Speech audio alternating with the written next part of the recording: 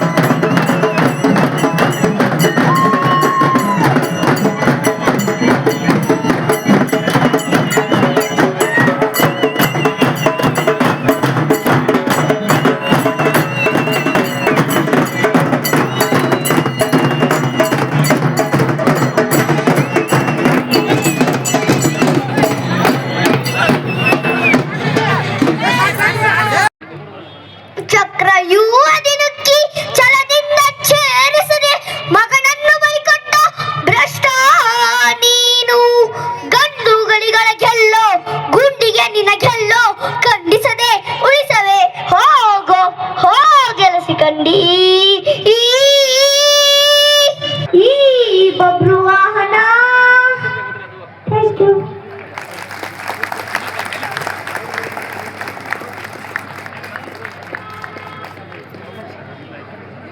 ಜೋರಾಗಿ ಚಪ್ಪಾಳೆಗಳನ್ನು ತಟ್ಟಿ ಅವರನ್ನ ಅಭಿನಂದಿಸೋಣ. ಧನ್ಯವಾದ ಅವನೀಶ್ ನಿಲ್ಗುಂದವರೇ. ಇದೀಗ ಭರತನಾಟ್ಯಂ ಪ್ರಸ್ತುತವಾಗಲಿದೆ. ಕುಮಾರಿ ವರ್ಷಾ ಮತ್ತು ವೃಂದಾ ಬಿದರಳ್ಳಿ ಸಹೋದರಿಯರಿಂದ.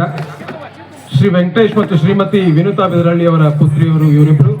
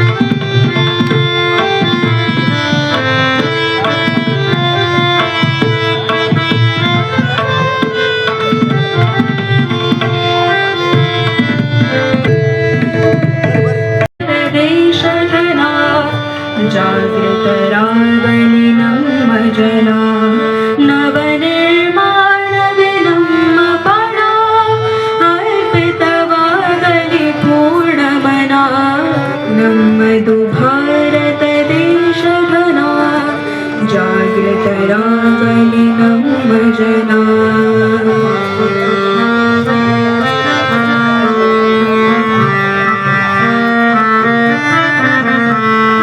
ಗಂಗಾ ತುಂಗಾ ಯಮುನಾ ಕೃಷ್ಣ ನದಿಗಳ ಮಂಜುಳ ಜಲಗಾನ ಗಂಗಾ ತುಂಗಾ ಯಮುನಾ ಕೃಷ್ಣ ನದಿಗಳ ಮಂಜುಳ ಜಲಗಾನ ಹರಿಯುತ ತೆರೆಯಲಿ ಕಲರವ ಬೀಸಲಿ ಹರಿಯುತ ತೆರೆಯಲಿ ಕಲರವ ಬೀಸಲಿ ನಮ್ಮ ಕೃಷಿವನ ಕಲುಜಾಣ.